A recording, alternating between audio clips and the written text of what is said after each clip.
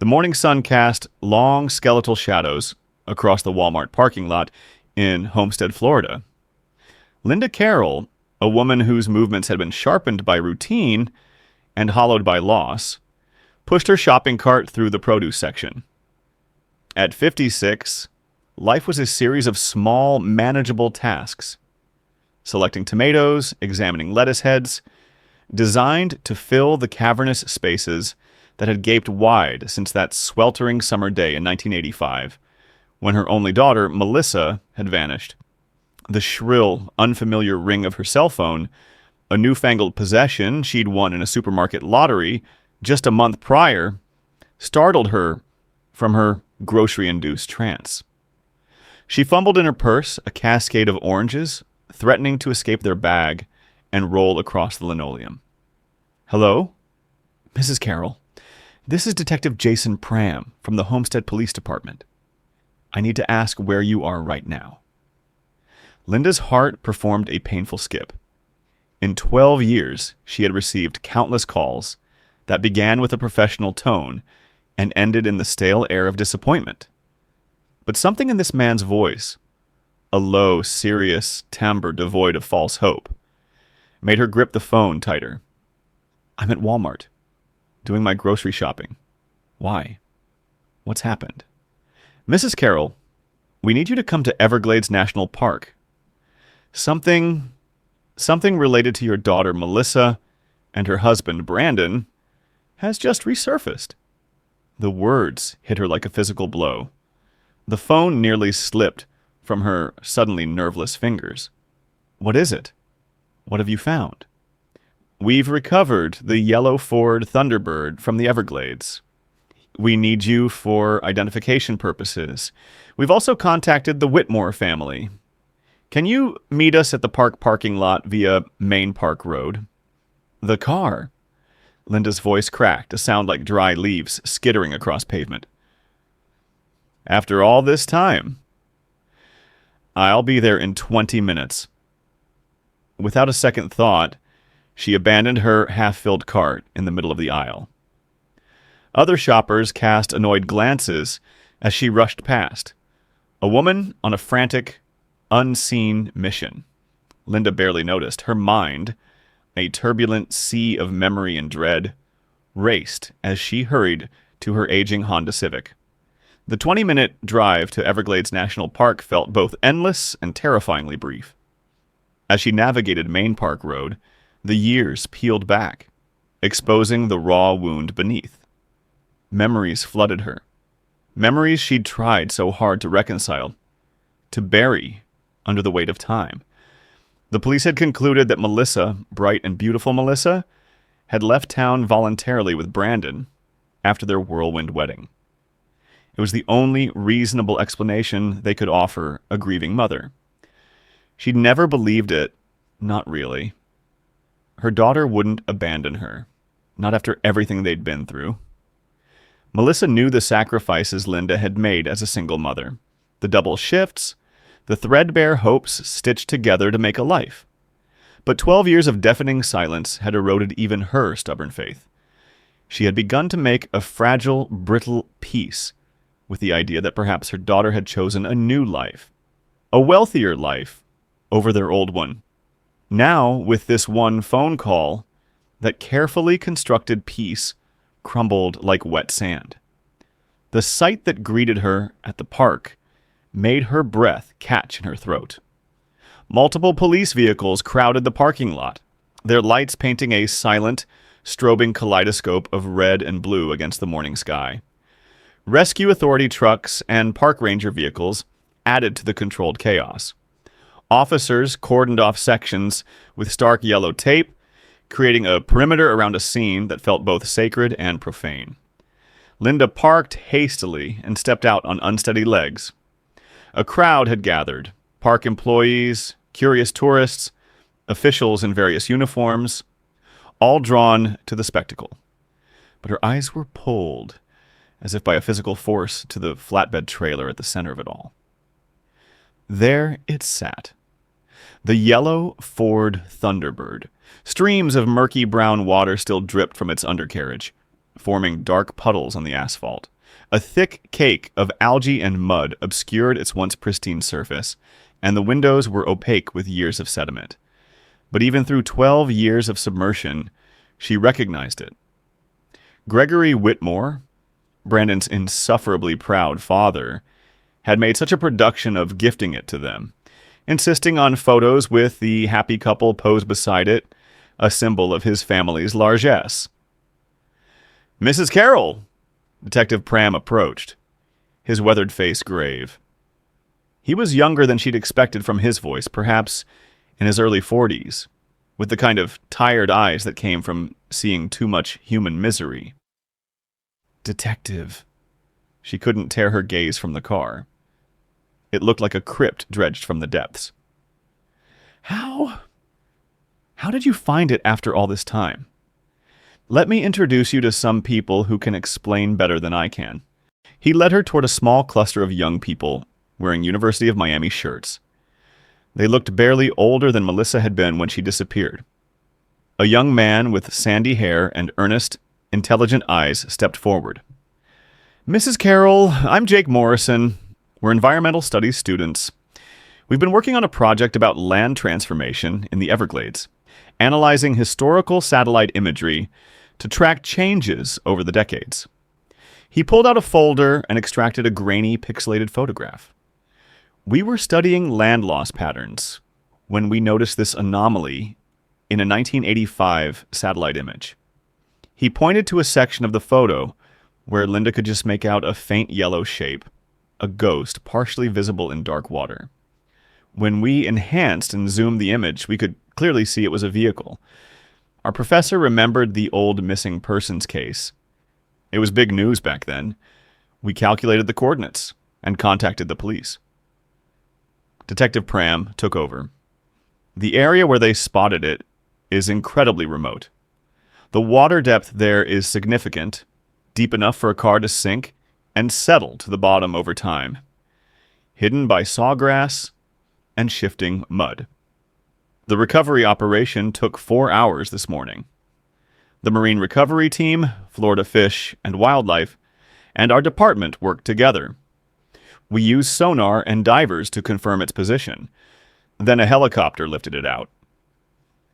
The sound of car doors slamming behind her made Linda turn. The Whitmore family had arrived. Gregory led the way, his characteristic swagger undiminished by age. Eleanor, his wife, followed with her perpetual air of long-suffering dignity. Their other son, Daniel, brought up the rear, his face a mask of apprehension. The years had changed them all, but the old anger flared in Linda's chest, hot and familiar. She remembered their last interaction with painful clarity. Gregory's sneering accusations, his insistence that her low-income daughter had led his precious son astray, as if love could be measured by bank accounts. Detective Pram excused himself to brief the Whitmores. Linda watched Gregory's face as he examined the rusted hulk on the trailer. She saw the flicker of recognition, the momentary crack in his stoic control. "Yes, that's the Thunderbird," Gregory confirmed, his voice carrying clearly across the lot. "I bought it for Brandon as a wedding gift. The license plate matches, FTB 1985. I had it specially requested." Linda approached, unable to stop herself. "What did you recover from inside?" The detective's expression grew more somber. "No remains were found. No blood evidence or signs of a struggle that we could detect, given the extensive water damage. The only personal item we recovered was this." He signaled to an officer who brought over a clear evidence bag containing a silver lighter, tarnished but intact. Gregory reached into his pocket and produced an identical one. "This is mine. That one must be Brandon's. We bought them together at a shop in Miami. Christmas, 1984. Eleanor's carefully maintained composure finally cracked. "Detective, what does this mean? If they're not in the car, where are they? What happens now?" Mrs. Whitmore, Linda said, her voice surprisingly steady. "I don't believe for a second your son and my daughter would deliberately dispose of their vehicle in the Everglades, especially not a wedding gift. Someone did this to them in 1985 and tried to eliminate the evidence. This is no longer just a missing persons case," Detective Pram added quietly. "It's now a criminal investigation." "Criminal?" Eleanor's hand flew to her throat. "You mean someone might have killed them?" "We're exploring all possibilities," the detective said. "But whoever did this knew the area well. They knew exactly where the deep water was, how to access this remote location. That suggests someone local." Gregory's face flushed a deep, angry red. "Before you waste taxpayer money on wild theories, you need to send divers back out there, search for bodies. They might still be underwater." "Our dive teams are conducting gridded searches as we speak, Mr. Whitmore." Gregory turned abruptly to his younger son, Daniel, his voice dropping, but still audible to those nearby. "This is why it's important to never marry into desperation. Poor girls will either ruin your name or get you destroyed, just like what happened to your brother." "Dad!"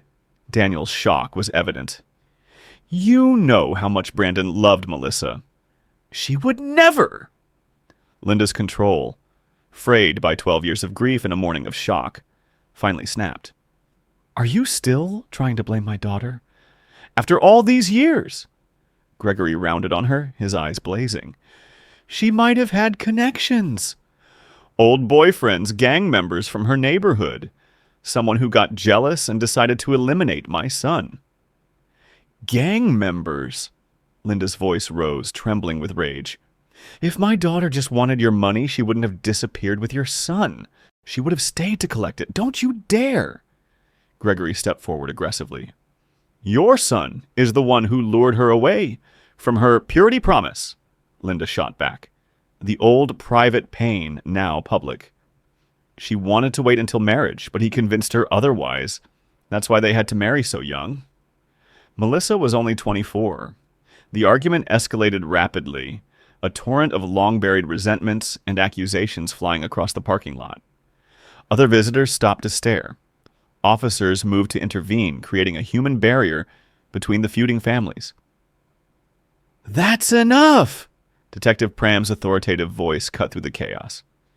"This behavior helps no one. You're both grieving, both confused." "I understand that. But throwing accusations won't bring us any closer to the truth."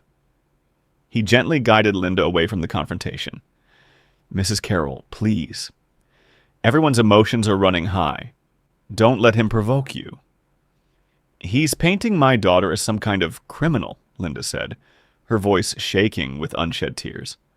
"My baby girl, who sang in the church choir, who volunteered at the food bank." "I know. We'll review everything back at the station. For now, I need you to go home and try to rest. I will contact you immediately if there are any developments. Can you drive yourself?" Linda took several deep breaths, trying to center herself. "I can drive. I need a moment." She walked to her car on unsteady legs, slumping into the driver's seat. Through her windshield, she could see the Whitmores still clustered around the flatbed trailer, Gregory gesticulating wildly as he spoke to the officers. The sight of him, still so arrogant, still so certain of his own righteousness, made her stomach turn. She turned the key in the ignition and pulled out of the lot, leaving the circus behind, but she couldn't leave the image of that water-stained yellow car, or the terrible questions it had dredged up from the depths of the past. Linda's small house felt impossibly quiet. The adrenaline from the morning's confrontation drained away, leaving her feeling hollow and shaky. Almost without conscious thought, her feet carried her down the narrow hallway to Melissa's room. She hadn't been inside for months. Most days, the silent memorial was too much to bear. The door creaked open, releasing a musty smell that assaulted her nostrils. 12 years of neglect had taken their toll. Dust motes danced in the afternoon sunlight, streaming through yellowed curtains. The cheerful floral wallpaper they had picked out together was now faded and peeling. Everything remained exactly as Melissa had left it. Makeup scattered on the dresser, a romance novel face down on the nightstand, her favorite sundress draped over a chair. But time had not been kind.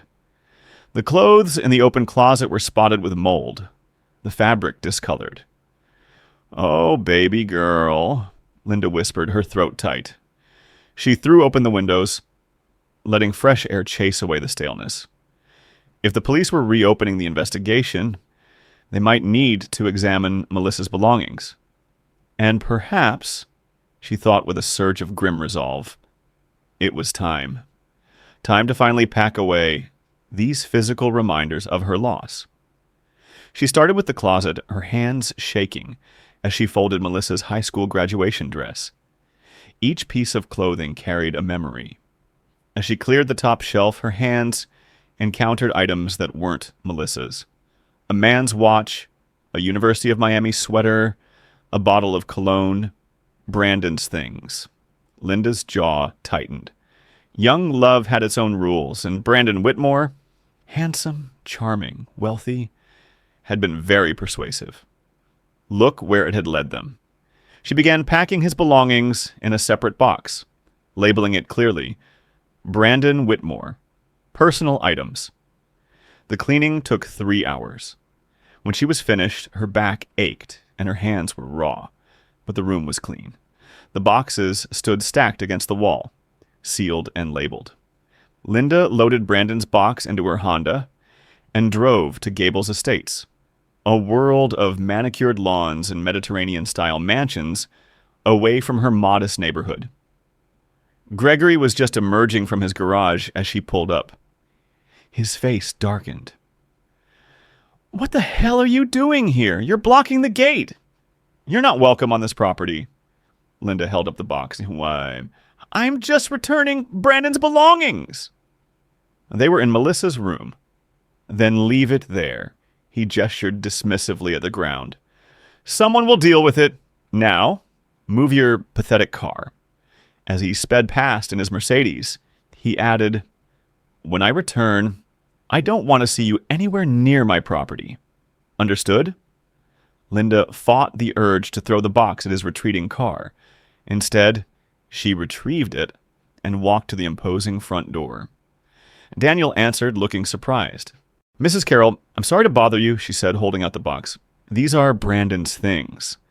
I just wanted to make sure someone actually received them." "Actually," Daniel stepped aside, his expression troubled. "Mom and I were just going through Brandon's room ourselves." "There's something you should see. Please, come in." Against her better judgment, Linda followed him into the opulent house. In Brandon's room, Eleanor looked up from a box. Her usual, composed expression softened with grief. "Linda, thank you for bringing these." "Of course," Linda said, setting her box down. She noticed a smaller box filled with items she recognized as Melissa's. Daniel interrupted, picking up an ornate velvet box from Brandon's desk. "This is what we wanted to show you." Linda took the box. Inside, nestled in white satin, lay an expensive black lace lingerie set. Tucked into the lid was a small card. From Otis, it read in bold masculine handwriting. "Otis?" Linda looked up, puzzled. "I don't know anyone named Otis." "Neither do we," Eleanor said. "We found it hidden in Brandon's closet. It's brand new, never worn." They all stared at the intimate gift, the same troubling thoughts hanging in the air. If a man named Otis had given this to Melissa, why did Brandon have it? "We need to take this to Detective Prom," Linda said decisively. "I agree," Daniel said. "I'll come with you." As they prepared to leave, they heard the rumble of Gregory's Mercedes pulling into the driveway. "Your father's back already," Linda murmured. Gregory stormed in, his face flushed with anger. "What is she still doing here? Daniel, what are you doing with this woman?" Dad, calm down. We found something important in Brandon's room, Daniel said, holding up the bag containing the lingerie box. Gregory snatched it, his expression shifting as he saw the contents. Lingerie? You're taking lingerie to the police? Look at the card, Linda interjected. It's from someone named Otis. Gregory's hesitation was brief, but noticeable. How would I know every person my son associated with? We're taking it to the police, Daniel said with finality. Fine, Gregory snapped, but I'm coming with you, and I'm driving. At the station, a young officer named Martinez logged the lingerie into evidence, noting it was from an exclusive boutique in Coral Gables that might have old purchase records. Throughout the process, Gregory's phone rang repeatedly. Each time, he'd glance at the screen and silence it, his agitation growing. Dad, if it's urgent, just answer it, Daniel said, exasperated. It's fine, Gregory snapped. As they walked back to the parking lot, Gregory fumbled for Daniel's keys, dropping another keychain to the asphalt. Linda's eyes were drawn to it instantly. Among the keys was one with a small white label. She could make out a clear O at the beginning, but before she could read more, Gregory snatched it up. Nothing, he said quickly. Just keys to the office storage. He strode to Daniel's BMW without another word, leaving Linda and Daniel standing in the lot. Your father seems stressed, Linda observed carefully. Daniel sighed. He's been like this since Brandon disappeared. They arrived back at the Whitmore estate to find a middle-aged man in a crisp white shirt waiting in the garage. That's Ray Delane, Daniel explained. Dad's driver. Been with him for years. Ray approached them with a warm, genuine smile. Mr. Daniel, ma'am, I'm sorry for your troubles. Your father called, Ray explained to Daniel.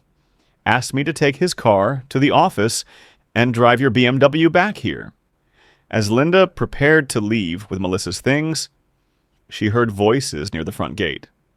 Ray was talking to a younger man, stocky and nervous, who wore a gold chain with large letter pendants. Pretending to arrange the box in her trunk, Linda watched. Even from a distance, she could make out a prominent O at the beginning of the name on the necklace, and what looked like a T, I, and S. Her pulse quickened. She saw Ray notice the necklace. Through her partially open window, she caught fragments of their conversation. Boss said, "Don't wear this." Ray's voice was firm. He pulled the necklace over the younger man's head, then seized his arm and steered him forcefully toward Gregory's Mercedes. Linda's hands trembled on the steering wheel. The name, Otis. The necklace. It couldn't be a coincidence. She made a split-second decision.